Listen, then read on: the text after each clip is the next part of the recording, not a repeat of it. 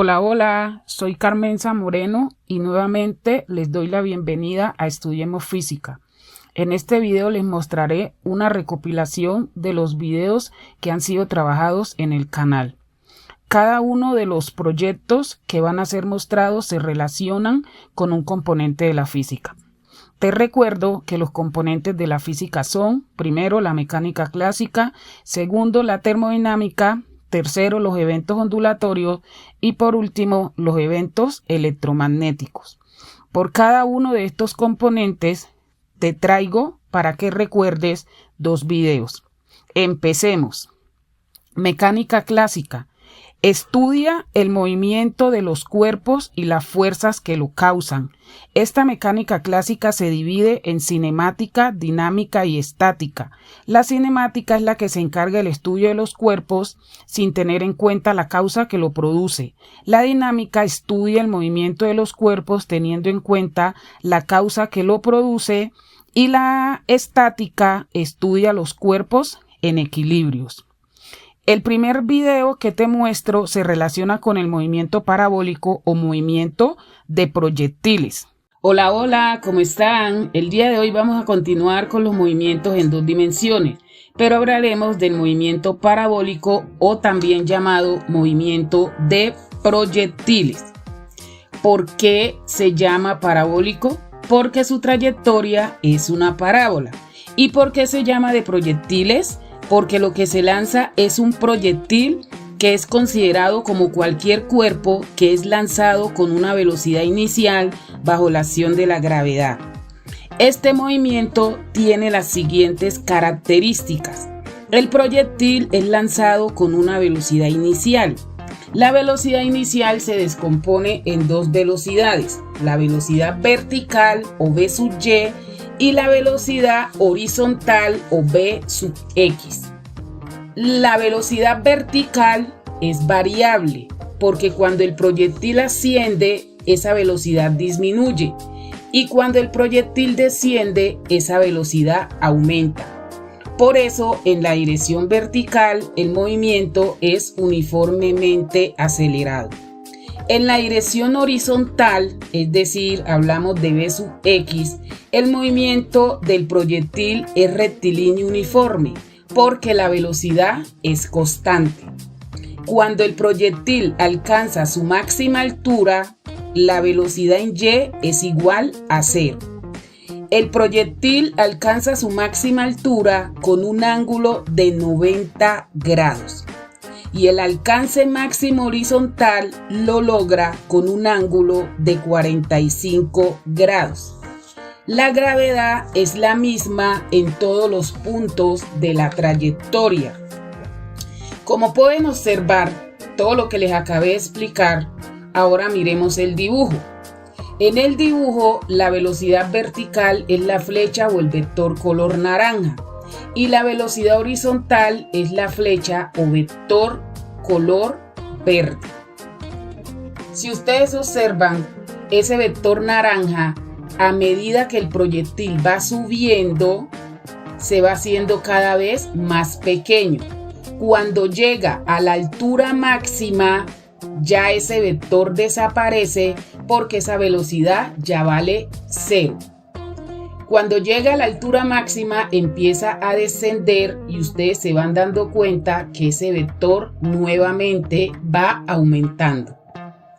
Ahora, observa el vector o la flecha verde cuando el proyectil sube y cuando el proyectil baja, siempre va a ser un vector del mismo tamaño, es decir, su magnitud no va a variar. Como ya les había dicho, el proyectil alcanza su máxima altura con un ángulo de 90 grados, ¿sí? Es decir, cuando él alcanza su máxima altura, observen que esa parábola se divide en dos partes iguales. El proyectil sale desde el punto A y llega hasta el punto G, es decir, ahí logró su alcance máximo horizontal que lo logra con un ángulo de 45 grados. Ahora observen que hay un vector de color rojo que siempre va dirigido hacia abajo y ese vector es la gravedad. esa gravedad es la misma en todos los puntos de la trayectoria. Quiere decir que ese vector rojo en todos los puntos de la trayectoria siempre va a ser del mismo tamaño y tiene un valor de 9,8 metros sobre segundos al cuadrado o de 10 metros sobre segundos al cuadrado. Entonces, este movimiento de proyectiles tiene los siguientes elementos. Tenemos la altura máxima, que es el punto donde el proyectil se detiene y comienza su descenso. Tenemos el alcance máximo horizontal, que es la distancia máxima que alcanza el proyectil y es medida en el eje X desde el punto de inicio del movimiento, que en este caso es A, hasta cuando impacta el suelo, que en este caso es G. El tiempo de vuelo es el tiempo que tarda el proyectil desde que es lanzado hasta cuando impacta el suelo. Depende de la velocidad inicial y el ángulo de proyección. El tiempo de subida es cuando el proyectil alcanza su máxima altura y es el mismo tiempo que tarda en caer al suelo, es decir, que el tiempo de vuelo es igual a 2 veces el tiempo de subida. Ahora les voy a presentar las fórmulas más utilizadas en el movimiento parabólico o movimiento de proyectiles. Muchas gracias y te invito nuevamente a que te suscribas a mi canal. ¡Chao! Y el segundo video se relaciona con todo lo que tiene que ver con las fuerzas. Hola, ¿cómo están? Hoy vamos a explicar otra rama de la mecánica clásica conocida como dinámica, que es la parte de la mecánica que estudia la relación entre el movimiento y las causas que lo producen. Todo lo que produce ese movimiento se llama fuerza. ¿Y qué es la fuerza? La fuerza es toda acción capaz de modificar el estado de reposo y de movimiento de un cuerpo o de producir una deformación en él. ¿Cuáles son las unidades de la fuerza? En el sistema internacional, la unidad de fuerza se llama Newton y el Newton es igual a kilogramos por metros sobre segundos al cuadrado. En el sistema sexagesimal, es decir, en el CGS, la unidad de la fuerza son las dinas y las dinas son igual a gramos centímetros sobre segundos al cuadrado. ¿Con qué aparato se mide la fuerza? El aparato utilizado para medir la fuerza se conoce con el nombre de dinamómetro. Además de todo lo anterior, la fuerza es un vector que tiene las siguientes características. La magnitud, que es el valor de la fuerza. El sentido, hacia dónde se dirige la fuerza. El punto de aplicación, que es el origen de la flecha. Y la dirección, que es la orientación de la fuerza. La fuerza se clasifica en fuerzas a distancia y fuerzas de contacto. La fuerza a distancia son aquellas en que el cuerpo ejerce la fuerza y quien la recibe no está en contacto directo. En este caso tenemos los imanes, las cargas eléctricas. Las fuerzas de contacto, cuando existe un contacto entre el cuerpo que ejerce la fuerza y el cuerpo sobre el cual se aplica dicha fuerza. Los cuerpos reaccionan de diferentes maneras ante la aplicación de una fuerza. De allí que algunos pueden ser o no deformados. Los cuerpos que pueden ser deformados, en este caso encontramos los resortes. La fuerza que se le aplica a los resortes es llamada fuerza restauradora o recuperadora. Quiere decir que esa fuerza restauradora o recuperadora no le gusta ver al resorte deforme. Ella siempre quiere ver al resorte en su posición de equilibrio. Esa fuerza restauradora se expresa de la siguiente manera. F es igual a menos K por X o F es igual a K por X. ¿Qué tiene que ver el signo? Mucho. Cuando es negativo es porque el resorte está comprimido. Y cuando es positivo es porque el resorte está estirado. Esta fuerza depende de la constante elástica, que en este caso es K, que depende del material del cual está hecho el resorte. La elongación, que en este caso es X, que es el alargamiento, distancia o longitud, que se estira o comprime el resorte a partir de su estado natural.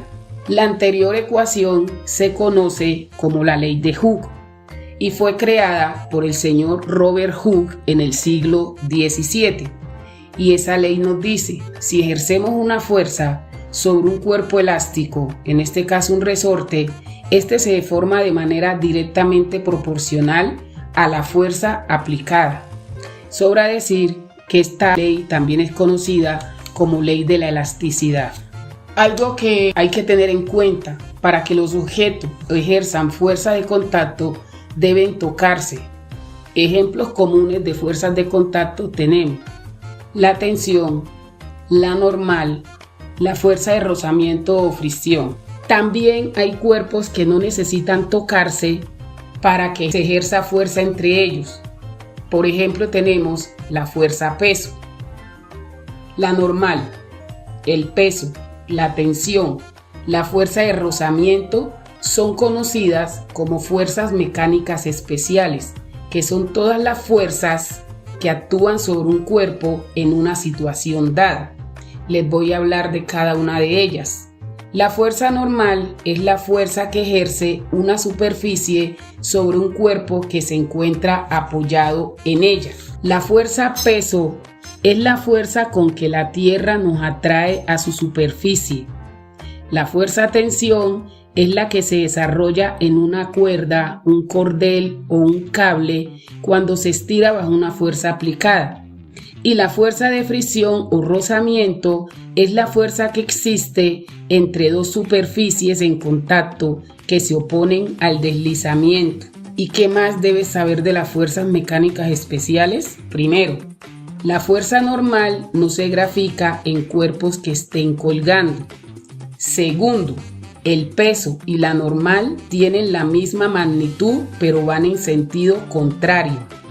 Tercero, la normal siempre se grafica hacia arriba y el peso hacia abajo. Cuarto, la tensión no se grafica en cuerpos que estén apoyados, a no ser que estén siendo jalados por una cuerda. La fuerza aplicada al cuerpo y la fuerza de rozamiento siempre van en sentido contrario, porque la fuerza de rozamiento, ya se los había dicho anteriormente, es la fuerza que se opone al movimiento de los cuerpos. La fuerza del peso siempre se va a graficar en los cuerpos que estén apoyados o en los cuerpos que estén colgando.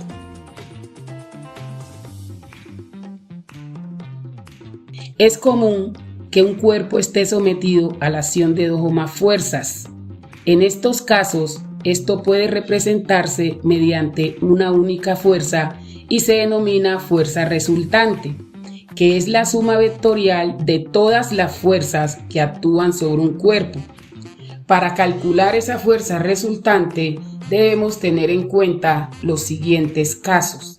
Primero, cuando las fuerzas que actúan tienen la misma dirección y sentido. Para calcular la resultante, sumamos esas dos fuerzas y la resultante queda con el mismo sentido que tienen las dos fuerzas. Segundo, fuerzas que actúan en la misma dirección pero en sentido contrario.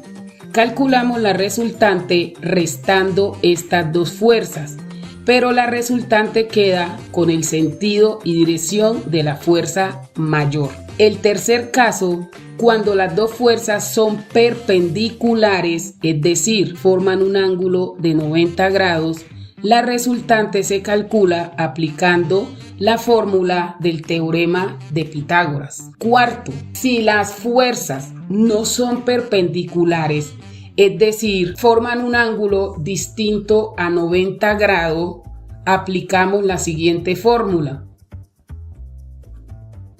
Esto ha sido todo por hoy. Muchas gracias por haberme escuchado. Los invito a suscribirse a mi canal. ¡Chao! Segundo componente, termodinámica. La termodinámica es la rama de la física que se encarga del estudio del calor y la temperatura. No te olvides que temperatura y calor no es lo mismo. El calor es la transmisión de energía de un cuerpo a otro y la temperatura es la medida del calor. En la termodinámica hemos trabajado la dilatación térmica, y la calorimetría.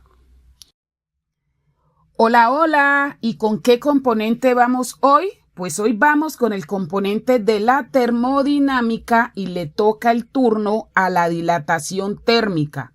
¿Dilatación térmica? Sí, es el aumento de la longitud, superficie o volumen que sufre un cuerpo físico debido al aumento de la temperatura.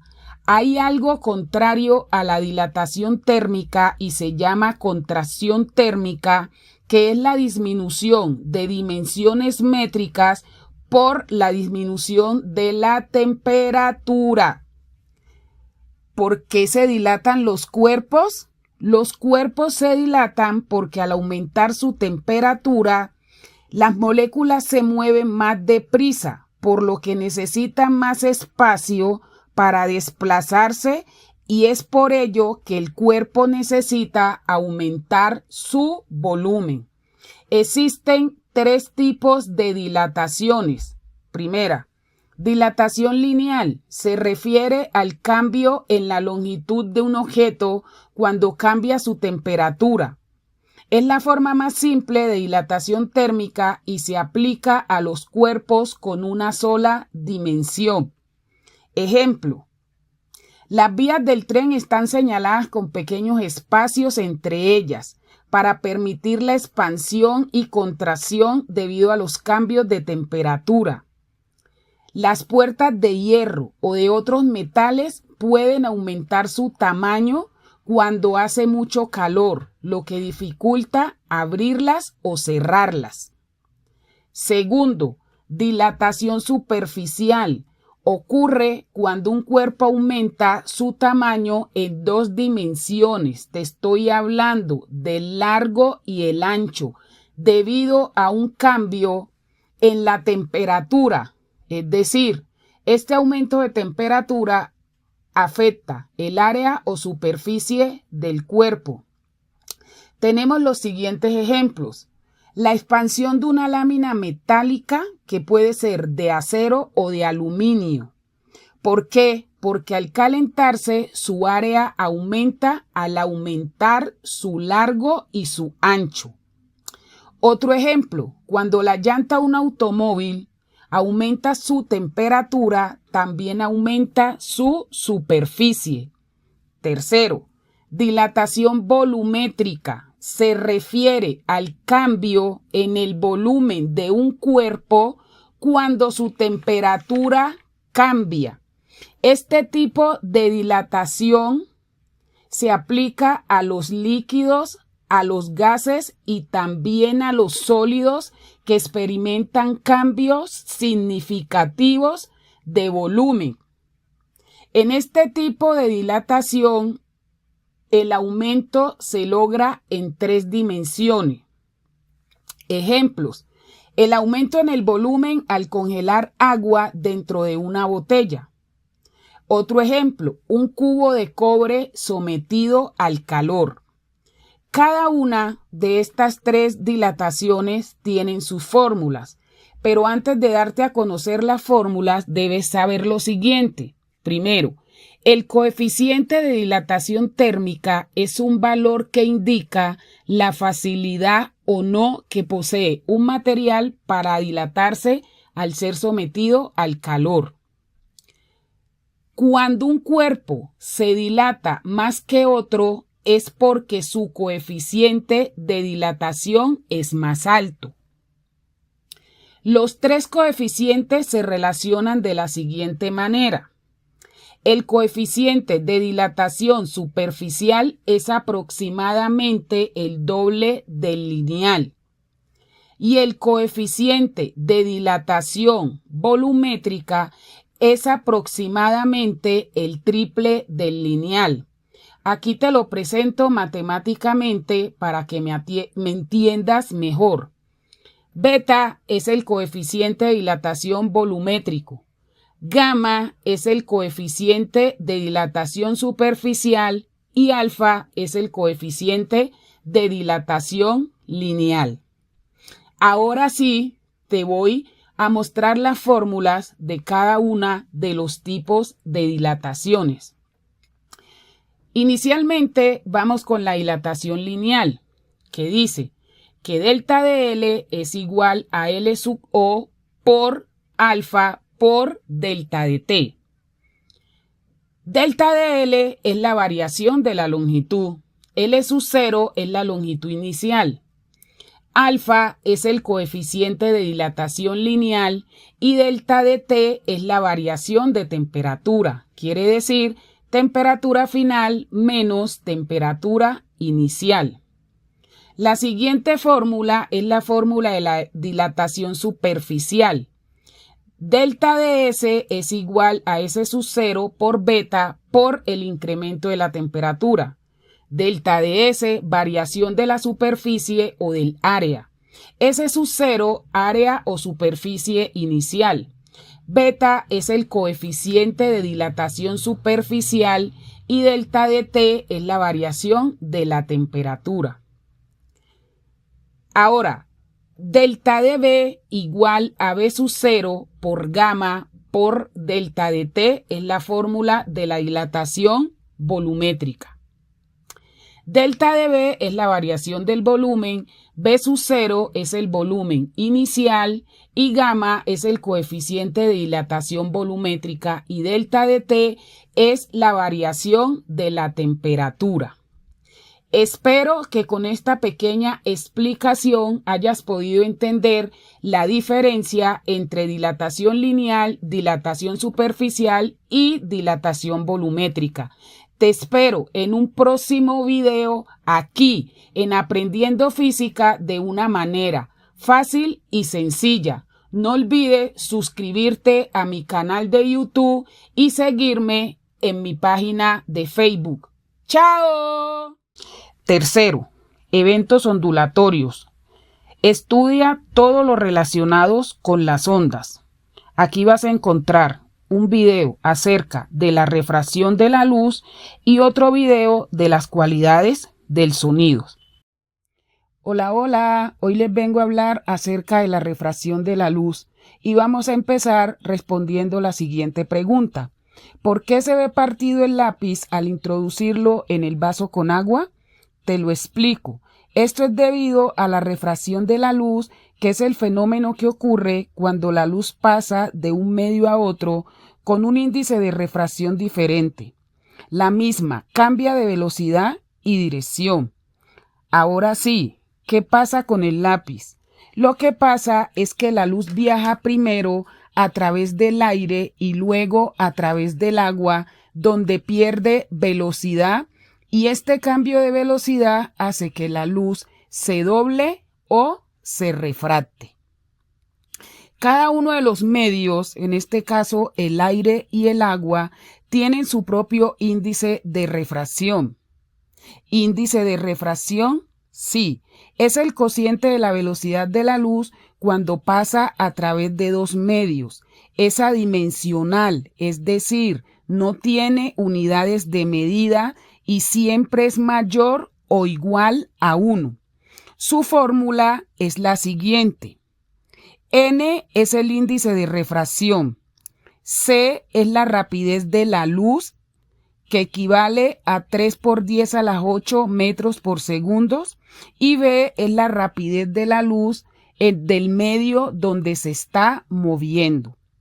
Así como la reflexión, la refracción también tiene sus elementos y esos elementos son el rayo incidente, que es el rayo que entra, el rayo refractado, que es el rayo que sale, la normal, que es la línea perpendicular a la superficie, el ángulo de incidencia, que es el ángulo que se forma entre la normal y el rayo incidente, y el ángulo de refracción, que es el ángulo que se forma entre la normal y el rayo refractado.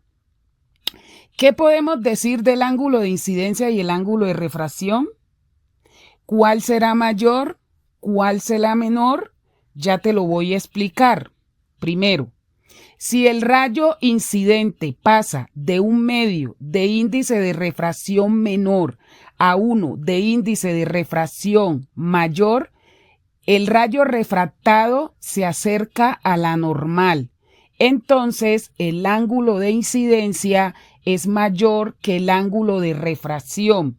También la velocidad del segundo medio es menor que la velocidad del primer medio. Segundo, si el rayo incidente pasa de un medio de índice de refracción mayor a uno de índice de refracción menor, el rayo refractado se aleja de la normal. En este caso, el ángulo de incidencia es menor que el ángulo de refracción y la velocidad del segundo medio es mayor que la velocidad del primer medio.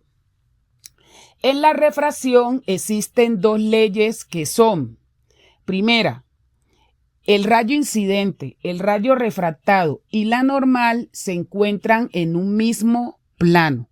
Segundo, el índice de refracción del primer medio por el seno del ángulo de incidencia es igual al índice de refracción del segundo medio por el seno del ángulo de refracción.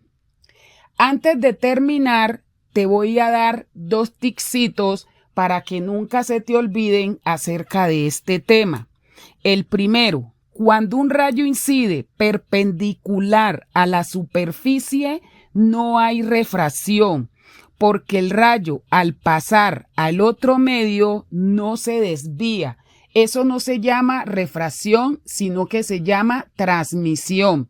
Segundo, en el fenómeno de la refracción cambia la velocidad, la longitud de onda, pero la frecuencia sigue siendo la misma.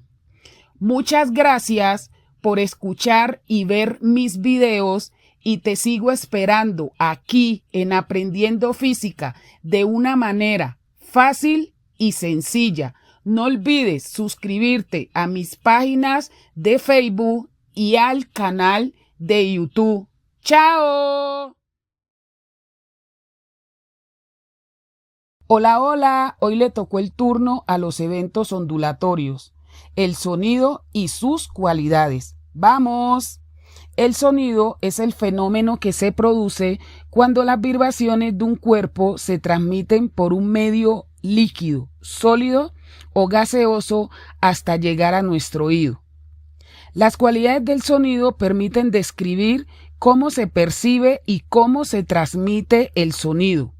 Las principales cualidades son: primero, la intensidad.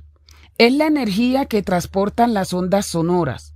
Depende de la amplitud, óigase bien, depende de la amplitud y permite distinguir el volumen del sonido, es decir, si es débil o fuerte. Entonces, a mayor amplitud, sonido fuerte, y a menor amplitud, sonido grave. La intensidad se mide en decibelios. Por ejemplo, una conversación normal puede ser aproximadamente de 65 decibelios y un grito es de 80 decibelios. Pero a partir de 120 decibelios, los sonidos pueden ser peligrosos para el oído. Ejemplo: el despegue de un avión o un taladro neumático en funcionamiento. Segundo, tono o altura, cualidad del sonido que nos permite distinguir, valga la redundancia, un sonido agudo o alto y otro grave o bajo. Esta cualidad depende de la frecuencia, es decir, a mayor frecuencia, sonido agudo, y a menor frecuencia, sonido grave. Entre los sonidos agudos o altos podemos mencionar un violín o el ruido de los pajaritos o una niña silbando. Dentro de los sonidos graves o bajos podemos decir la vaca mugiendo o un hombre cantando. Nuestro oído solo puede escuchar los sonidos entre 20 Hz y 20.000 Hz. Cuando la frecuencia de los sonidos está por debajo de 20 Hz, se denomina infrasonido. Y si supera los 20.000 Hz, se llama ultrasonido. Tercero, timbre. Es el sonido específico de cada instrumento o voz. Ejemplo, el sonido de un violín y el sonido de un piano. La diferencia entre estos dos sonidos es lo que llamamos timbre. Además, depende de los armónicos que dan forma a la onda. Cuarto, duración. Es el tiempo que dura el sonido desde que se origina hasta que se deja de escuchar. Es decir, qué tan largo o corto es el sonido. La duración depende de la cantidad de tiempo que una onda sonora permanece presente. Ejemplos de un sonido corto, los aplausos. Y ejemplo de un sonido largo puede ser la alarma de un despertador. Con esto me despido y espero que este video te haya sido útil y hayas podido identificar con ejemplo las cualidades del sonido. Te espero para un próximo video aquí en Aprendiendo Física de una manera fácil y sencilla. ¡Chao! Y el último componente son los eventos electromagnéticos que se encargan del estudio de la electricidad y el magnetismo. Mira lo que hemos estudiado en estos componentes. Primero, los circuitos eléctricos y segundo, el campo eléctrico. Hola, hola. Hoy vamos a aprender acerca de los circuitos eléctricos. Un circuito eléctrico es un arreglo que consta de 3 elementos importantes y sirve para que los aparatos eléctricos funcionen. Esos 3 elementos importantes son la diferencia de potencial, la intensidad de corriente y la resistencia. Te voy a explicar cómo funciona un aparato eléctrico con esos 3 elementos. Tenemos un bombillo y queremos que encienda. Entonces consigues 2 cables y lo conectas a una fuente de energía eléctrica que puede ser una pila. Un cable lo conectas al polo positivo y el otro cable lo conectas al polo negativo y el bombillo enciende. La pila le proporciona la diferencia de potencial para que el bombillo encienda. La intensidad de corriente es la que fluye por el cable y llega hasta el bombillo. Y la resistencia es el mismo bombillo. Y a todo ese arreglo es que nosotros llamamos circuitos eléctricos. Recuerda que en el TikTok hay un video acerca de la ley de Ohm, que es la que trabaja con esas 3 variables que te acabé de mencionar: voltaje, intensidad de corriente y resistencia. En un circuito eléctrico existen los siguientes elementos: los generadores, los conectores, los receptores y los elementos de control. Los generadores entregan la energía eléctrica al circuito. Estamos hablando de las pilas o las baterías. Los conectores, es decir, son los cables conductores que permiten el flujo de la electricidad. Y los receptores transforman la energía eléctrica en otro tipo de energía. En este caso es el bombillo. Y los elementos de control son los interruptores, que son los que permiten el paso o no de la corriente eléctrica. Dependiendo de la manera en que se conectan los componentes de un circuito, pueden estar conectados en serie o en paralelo. En un circuito en serie, los elementos asociados se conectan uno a continuación del otro. Tienen un único camino por recorrer, habiendo así la misma intensidad de corriente en todo el circuito. La resistencia total es la suma de todas las resistencias individuales de los componentes del circuito. El voltaje es igual a la suma de las tensiones en cada uno de los componentes. La intensidad de corriente es igual en todos los componentes del circuito, es decir, tiene un único camino por recorrer, por eso tienen la misma intensidad de corriente. Además, en este tipo de circuitos, si quitamos un bombillo, los otros no seguirán funcionando. Ahora, en un circuito en paralelo, si quitamos un bombillo, los demás siguen funcionando, porque en este tipo de circuito la suma de cada intensidad de corriente es la intensidad total del circuito. Las tensiones de todos los receptores son iguales y la resistencia total se calcula de la siguiente manera. Todos los elementos de un circuito son representados de forma simplificada y fácil de dibujar. Aquí te muestro los símbolos de cada uno de los componentes utilizados en un circuito. Por último, para recordar, además de los circuitos en serie y en paralelo, también existen los circuitos mixtos, que son la combinación de un circuito en serie y un circuito en paralelo. Estos circuitos deben de tener más de 2 bombillos, porque si solo tiene 2 bombillos, o puede ser en serie o puede ser en paralelo. También debes saber que entre un circuito en serie y un circuito en paralelo, el de mayor corriente es el circuito en paralelo y el de mayor resistencia es el circuito en serie. ¿Por qué? Porque según la ley de Ohm, la resistencia y la intensidad de corriente son inversamente proporcionales. Te lo repito de la siguiente manera. Los circuitos en serie son de mayor resistencia y de menor corriente. Los circuitos en paralelo son de menor resistencia pero de mayor corriente. Si quieres seguir aprendiendo la física de una manera fácil y sencilla, puedes seguirme en TikTok, también puedes seguirme en Facebook o puedes suscribirte a mi canal en YouTube. ¡Chao! Hola, hola. En el día de hoy vamos a seguir hablando de los eventos electromagnéticos y nuestro protagonista es el campo eléctrico. ¿Y qué es el campo eléctrico? Es el espacio que está bajo la influencia de una carga eléctrica, es decir, es la fuerza que una partícula cargada sentiría si se coloca cerca de otra partícula que también está cargada.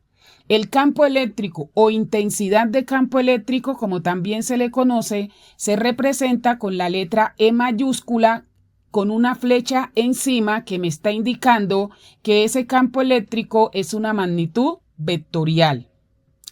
El campo eléctrico se representa mediante líneas conocidas con el nombre de líneas de fuerzas. Esta idea fue presentada por el científico inglés Michael Faraday con el fin de mostrar la noción de la intensidad y de la orientación del campo eléctrico. Cuando vayas a dibujar las líneas de fuerza de una carga positiva y otra carga negativa que están separadas, lo vas a hacer de la siguiente manera. Las líneas de fuerza de la carga positiva se dibujan saliendo y las de la carga negativa se dibujan entrando. Pero, ¿qué sucede si las cargas interactúan? ¿Qué quiere decir que interactúan? Es decir, que están cercas. En este caso, observa el dibujo donde van a interactuar una carga positiva y una carga negativa. Si te das cuenta, las líneas de fuerza siempre salen de la carga positiva y llegan a la carga negativa. Ahora, ¿qué pasa si interactúan cargas del mismo signo? En este momento van a interactuar, observa el dibujo, 2 cargas positivas. Las líneas de fuerza salen y a medida que van saliendo se empiezan a juntar, pero nunca se van a cortar. Esto ocurre tanto por abajo como por arriba de la carga. ¿Y por qué nunca se van a cortar? Recuerda, cargas de igual signo se repelen. Estas líneas de fuerza también tienen unas propiedades. Observa la siguiente figura. Primero, el campo eléctrico o intensidad de campo eléctrico siempre es tangente a las líneas de fuerza en un punto y se dibuja a lo largo de la línea tangente. Segundo, donde las líneas de fuerza están más unidas, la intensidad de campo eléctrico es mayor y donde están más separadas es menor. Esto lo podemos evidenciar en la figura donde el campo eléctrico 1 es mayor que el campo eléctrico 2. Tercero, las líneas de fuerza nunca se cortan. Cuarto, el número de líneas que entran o salen de una carga eléctrica es proporcional al valor de dicha carga. Observa la siguiente imagen. Las líneas de fuerza que salen de Q1 son 10 y las que entran en Q2 también son 10. La relación entre Q1 y Q2 es -1 porque recuerda que Q2 es una carga negativa. Y 10 dividido menos 10 me da -1. Y si despejas la fórmula, vas a llegar a la conclusión de que la carga 1 es igual a menos la carga 2. El campo eléctrico también tiene su fórmula y aquí te la presento. E es la intensidad de campo eléctrico, que su unidad es Newton sobre Coulomb. F es la fuerza eléctrica y su unidad es el Newton. Y Q es la carga y su unidad es el Coulomb. El campo eléctrico de una carga puntual nos dice que toda carga eléctrica a cierta distancia crea un campo eléctrico. Observa la siguiente imagen. Cuando la carga es positiva, en este caso es el círculo de color rojo, el campo eléctrico se dibuja saliendo. Y cuando la carga es negativa, que en este caso es el círculo de color azul, el campo eléctrico se dibuja entrando. La fórmula matemática que describe el campo eléctrico creado por una carga puntual Q en un punto del espacio se expresa de la siguiente manera. E es la intensidad del campo eléctrico. K es la constante de Coulomb, que ya te había dicho que es igual a 9 por 10 a la 9 newtons por metros cuadrados sobre Coulomb al cuadrado. Q es el valor absoluto de la carga que origina el campo y R es la distancia desde la carga puntual al punto donde se quiere calcular el campo. Espero que hayas entendido muy bien el concepto de campo eléctrico y te sigo esperando aquí en Aprendiendo Física de una manera fácil y sencilla. ¡Chao! Por último, te dejo unos videos relacionados con preguntas por competencia para que te vayas preparando para las pruebas de estado. Hola, aquí estoy nuevamente con ustedes para que sigamos estudiando física. Hoy les traigo otras 4 preguntas relacionadas con cada uno de los componentes de la física. Entonces, a lo que vinimos. Nuestra primera pregunta pertenece al componente de mecánica clásica y dice así.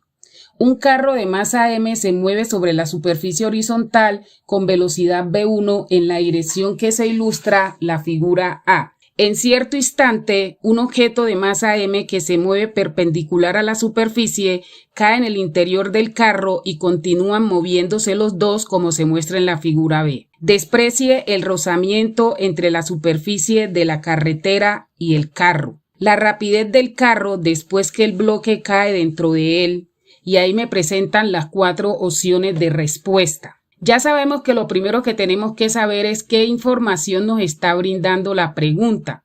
Si ustedes se dan cuenta, esta pregunta me menciona 2 variables, que son la masa y la velocidad. Y el producto entre la masa y la velocidad se conoce en física como cantidad de movimiento. También se llama momento lineal, también se llama ímpetu o también se llama momentum.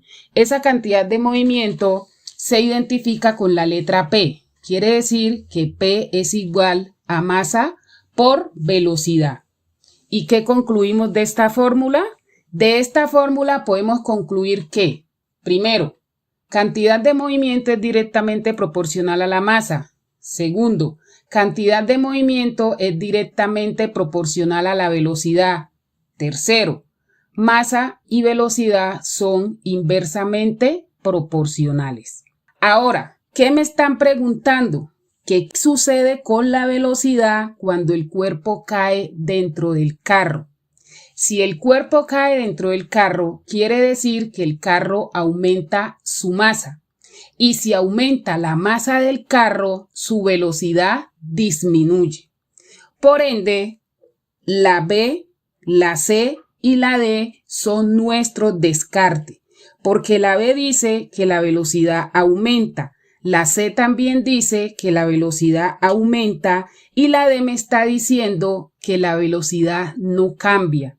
Entonces, nuestra respuesta correcta es la A, que es la que me está diciendo que la velocidad disminuye. Ahora, nuestra segunda pregunta pertenece al componente de termodinámica y dice así: se somete un gas ideal al proceso cíclico A, B, C, A, esquematizado en la figura volumen versus temperatura, donde B es volumen y T la temperatura. El mismo proceso esquematizado en la figura presión versus volumen es. La información que nos está brindando esta pregunta nos puede estar hablando de dos cosas. Uno, de las leyes de los gases ideales y dos, de los procesos isotérmicos. Las leyes de los gases ideales nosotros sabemos que son tres. La primera, la ley de Boyle, que dice que a temperatura constante, presión y volumen son inversamente proporcionales. La segunda, que es la ley de Gay-Lussac, que me dice que a volumen constante, presión y temperatura son directamente proporcionales. Y la tercera, que es la ley de Charles, que a presión constante, volumen y temperatura son directamente proporcionales. Esas son nuestras tres leyes de los gases ideales. Ahora, existen 4 procesos termodinámicos y son el proceso isotérmico, el isobárico, el isocórico y el adiabático. En el proceso isotérmico, la temperatura es constante. En el proceso isobárico, la presión es constante. En el proceso isocórico, isométrico o isovolumétrico, el volumen es constante. Y en el proceso adiabático no hay transferencia de calor. Estos 4 procesos se grafican en una gráfica de presión versus volumen. Si el proceso es el isotérmico, me resulta una curva y es llamada curva isoterma. Si el proceso es isobárico, es una línea horizontal. Si el proceso es isocórico, es una línea vertical. Y si el proceso es adiabático, es una línea curva, pero un poco más cerrada que la del proceso isotérmico. Estos 4 procesos también se relacionan con la primera ley de la termodinámica, que me dice que la energía interna es igual al calor menos el trabajo. Con la energía interna se relaciona el proceso isotérmico. Quiere decir que a temperatura constante la energía interna es igual a 0. Con el trabajo se relaciona el proceso isocórico, que dice que a volumen constante el trabajo es igual a 0. Y el adiabático se relaciona con el calor. Como no hay transferencia de calor, entonces Q es igual a 0. Ahora, ¿qué nos están preguntando? Lo que nos están preguntando es que esa gráfica principal, con cuál de las 4 opciones de respuesta se parece. Entonces, la gráfica principal es una gráfica de volumen versus temperatura y me da como resultado una línea recta. Quiere decir que volumen y temperatura son directamente proporcionales a presión constante. Esa línea roja me representa la presión. Ahora, de A hasta B tenemos presión constante, ya sabemos. De B hasta C tenemos volumen constante y de C hasta A tenemos temperatura constante. Entonces vamos a mirar cuál de las opciones de respuesta se parece con mi gráfica. De A hasta B, las opciones A y B me están diciendo que el volumen es constante. Por ende, A y B no pueden ser opciones de respuesta correcta. De A hasta B, C y D me están hablando de presión constante. Hasta el momento, cualquiera de las dos puede ser la respuesta correcta. Ahora miremos de B hasta C en el gráfico principal. De B hasta C el volumen es constante. La C me dice que de B hasta C el volumen es constante. Pero la D lo que me está diciendo que de B hasta C no hay volumen constante. Por ende, la respuesta correcta es la C. Nuestra tercera pregunta se relaciona con el componente de eventos ondulatorios y dice así. Dos rayos de luz roja se refractan en dos materiales de índices de refracción N1 y N2, tales que N1 mayor que N2. El índice de refracción de un material se define como el cociente entre la velocidad de la luz en el vacío y la velocidad de la luz en ese material. Si lambda 1 F1 B1 y lambda 2 F2 B2 son las longitudes de onda, frecuencia y velocidades de los dos rayos refractados en los materiales 1 y 2 respectivamente, se puede afirmar que la información que me está brindando la pregunta es acerca de la refracción de la luz. ¿Y qué es la refracción de la luz? Es el cambio de medio que experimenta la luz. Cuando la luz cambia de medio, ¿qué sucede? Primero, cambia la velocidad. Segundo, cambia la longitud de onda. Y tercero, la frecuencia va a ser la misma, es decir, la frecuencia es constante. Antes de irnos a la pregunta, otra cosa que debes saber es la siguiente. Ahí tenemos dos figuras. Yo la figura de la izquierda la voy a llamar 1 y la figura de la derecha la voy a llamar 2. La línea punteada que aparece en las dos figuras se llama normal. Esa rayita que está entrando desde arriba se llama rayo incidente. Y esa flecha que está llegando, que está entrando hacia abajo, se llama rayo refractado. El ángulo que se forma entre la normal y el rayo incidente se llama ángulo de incidencia. Y el ángulo que se forma entre la normal y el rayo refractado se llama ángulo de refracción. Si te das cuenta, en la figura 1, el ángulo de refracción es mayor que el ángulo de incidencia. Y en la figura 2, el ángulo de incidencia es mayor que el ángulo de refracción. ¿Qué quiere decir esto? Cuando el rayo pasa de un medio mayor, es decir, cuando el medio 1 es mayor que el medio 2, el ángulo de incidencia es menor que el ángulo de refracción. Quiere decir que el rayo refractado se aleja de la normal. Y esto ocurre en la figura 1. Ya en la figura 2, el medio 1 es menor que el medio 2. Quiere decir que el rayo se acerca a la normal y el ángulo de incidencia es mayor que el ángulo de refracción. Esos daticos debes de tenerlos en cuenta porque son muy importantes en el fenómeno de la refracción. Ahora sí, ¿qué me están preguntando? ¿Qué se puede afirmar de las longitudes de onda, la frecuencia y las velocidades? Entonces, miremos las 4 opciones de respuesta. Ya te había dicho que cambia la velocidad, cambia la longitud de onda, pero la frecuencia sigue siendo la misma, ¿sí? Por ende, yo eliminaría la A porque me está diciendo que la frecuencia 1 es mayor que la frecuencia 2. Eliminaría la C porque me está diciendo que F1 es menor que F2. Y eliminaría la D porque me está diciendo que F1 es mayor que F2. Por ende, la respuesta correcta sería la B. Cuarta pregunta, componente electromagnetismo. Dice, Se tienen tres resistencias iguales dispuestas en tres diferentes configuraciones, como se ven las figuras alimentadas por fuentes iguales. La configuración en la cual la fuente suministra mayor corriente es. A simple vista nos damos cuenta que la información que nos está brindando esta pregunta es acerca de los circuitos eléctricos. ¿Y qué es un circuito eléctrico? Es el conjunto de elementos conectados entre sí por los que puede circular una corriente eléctrica.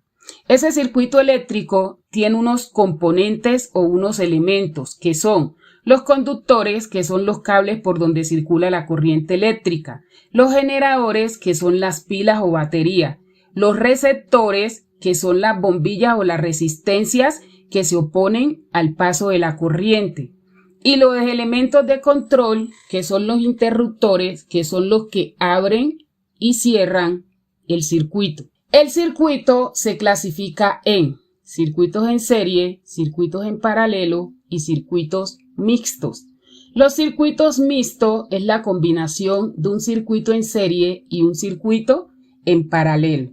En un circuito en serie, los bombillos se conectan uno a continuación del otro, es decir, el final del primero con el principio del segundo. La característica más importante de este tipo de circuitos es que la intensidad de corriente es la misma en todo el circuito. Por eso, si se apaga un bombillo, los demás también se apagan. Además, la corriente en este tipo de circuitos sigue solo un camino. El otro tipo de circuito es el circuito en paralelo. Sus elementos se conectan a través de dos puntos en común. En este tipo de circuitos, el voltaje es igual en todos los componentes. La resistencia total siempre será menor que las resistencias individuales. Cada resistencia tiene su corriente independiente. Por eso, cuando se funde un bombillo, los demás siguen encendidos. Además, la corriente sigue por diferentes caminos. Un dato muy importante que te voy a suministrar. La resistencia equivalente o total, que es la suma de todas las resistencias del circuito, es mayor en los circuitos en serie. La corriente es mayor en los circuitos en paralelos. ¿Y por qué les estoy diciendo que la resistencia equivalente o total es mayor en los circuitos en serie y que la corriente es mayor en los circuitos en paralelo? Porque la corriente y la resistencia son inversamente proporcionales. ¿Dónde se ve reflejado eso? El señor Simmons Ohm inventó una ley llamada ley de Ohm, y esa ley de Ohm me dice que el voltaje es igual al producto de la resistencia por la intensidad de corriente. Esa V es voltaje, se mide en voltios, esa I es corriente, se mide en amperios, y esa R es resistencia y se mide en ohmios. ¿Qué más dijo el señor Ohm? Que el voltaje y la corriente son directamente proporcionales, que el voltaje y la resistencia son directamente proporcionales, pero la resistencia y la corriente son inversamente proporcionales. Entonces, ahora, ¿qué me están preguntando? Lo que me están preguntando es en cuál de los 4 circuitos que me muestra la pregunta hay mayor corriente. Ya sabemos que el circuito que maneja mayor corriente es un circuito en paralelo. Entonces, lo que tenemos que identificar de esos 4 circuitos, ¿cuál está en paralelo? El primer circuito, si te das cuenta, es un circuito en serie. El segundo circuito es un circuito mixto. El cuarto circuito es un circuito mixto. Y el tercer circuito es un circuito en paralelo. Por ende, la respuesta correcta sería la C. Bueno, esto ha sido todo por el día de hoy. Gracias por escucharme. Los espero para que se suscriban a mi canal. ¡Chao! No olvides suscribirte a mi canal y te sigo esperando aquí en Estudiemos Física de una manera fácil y sencilla. Hola, hola, aprende, explora y descubre en Estudiemos Física, que es un recurso educativo creado el 23 de mayo del 2023 con el fin de facilitar el aprendizaje de la física de manera interactiva y divertida. En este espacio podrás explorar los fundamentos de la física y descubrir su aplicación en la vida real. Nuestro contenido incluye explicaciones con ejemplos prácticos que cubren temas como mecánica clásica, termodinámica, eventos ondulatorios y eventos electromagnéticos. Además, se busca unir a estudiantes, profesores y personas amantes de la física para explorar y aprender juntos. Nuestro objetivo principal es ayudar tanto a estudiantes como profesores a la preparación de las pruebas de estado. Únete para aprender, compartir y crecer aquí en Aprendiendo Física de una manera fácil y sencilla. Sígueme en Facebook, YouTube, TikTok e Instagram. ¡Chao!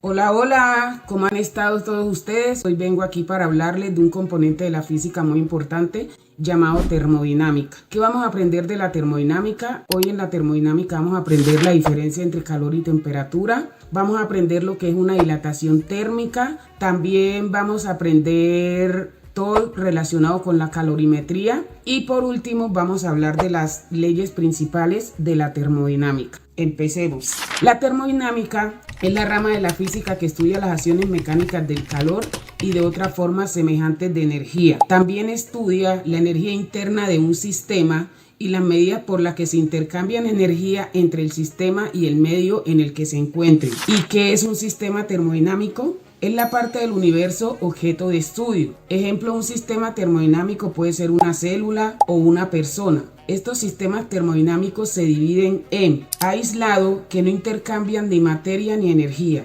Cerrado es aquel que intercambia solo energía y abierto es el que intercambia materia y energía. La energía en el interior de un sistema está relacionada con la temperatura, ¿sí? Aquí es donde vamos a entrar a hablar de la diferencia entre calor y temperatura. La temperatura es una medida que describe el movimiento interno de las moléculas de un cuerpo. La temperatura también puede ser la medida del calor. La temperatura se mide en Celsius, Fahrenheit, Kelvin. Todos los anteriores mencionados son grados de la temperatura. En estos momentos te estoy mostrando una tabla de conversión de escalas de temperatura, la cual puedes utilizar para desarrollar diferentes ejercicios relacionados con la temática. El movimiento de las moléculas de un cuerpo depende de la temperatura y la presión. Entre más caliente el cuerpo, más rápido se mueven las moléculas. Lo anterior lo podemos evidenciar en los diferentes estados en que se encuentra la materia. ¿Y qué es la materia?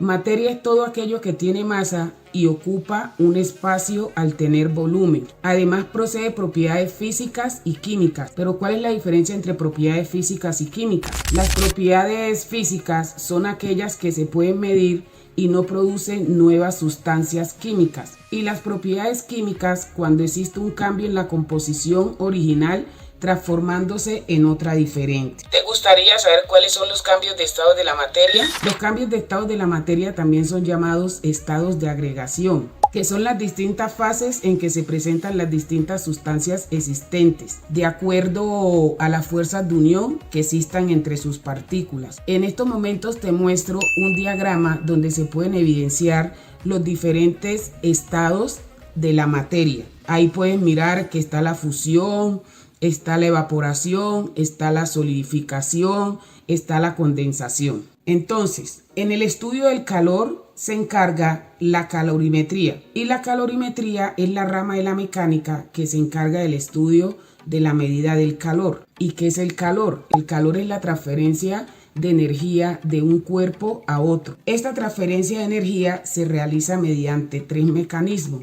Y esos mecanismos son conducción, la convección y la radiación. La conducción se da por contacto entre sólidos. La convección se produce únicamente entre fluidos y la radiación se produce a través de las ondas electromagnéticas. Cuando tenemos en mente instalar un sistema de calefacción en nuestro hogar, debemos tener claro dos conceptos. ¿Cuáles son esos conceptos? El calor específico y la conductividad térmica. ¿Por qué debemos de tener claro esos dos conceptos? Porque nos ayudarán a elegir debidamente el sistema más adecuado para nuestro hogar. Dicho esto, empecemos con las definiciones. El calor específico también se conoce como capacidad calorífica y es la cantidad de calor necesaria para elevar la temperatura de una unidad de masa de una sustancia en un grado. Te lo explico mejor. Si tú fueras cocinero, ¿qué cuchara preferirías coger si están dentro de una olla y la sopa ya está hirviendo? ¿La de metal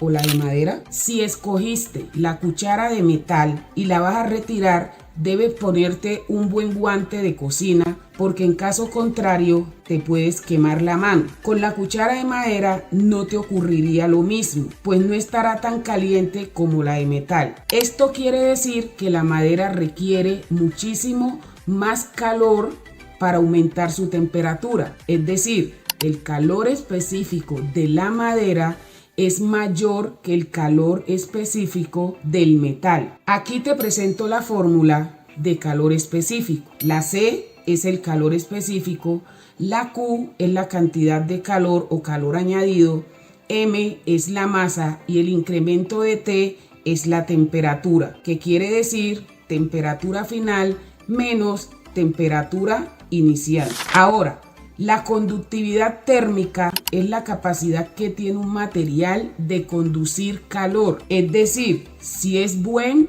o mal conductor de calor. Debes tener en cuenta que un material con alta conductividad es un buen conductor de calor. Un material de baja conductividad es mal conductor de calor. Y ahí te presento también la fórmula de conductividad térmica. Ahora, dentro de la termodinámica también nos mencionan la dilatación térmica, que es el aumento de la longitud, el volumen, el área o superficie que sufre un cuerpo debido al aumento de temperatura que se provoca en él por cualquier medio. La dilatación térmica puede ser de tres tipos. La dilatación lineal, que es cuando el cuerpo al aumentar su temperatura aumenta su longitud. La dilatación volumétrica, cuando al aumentar su temperatura aumenta su volumen.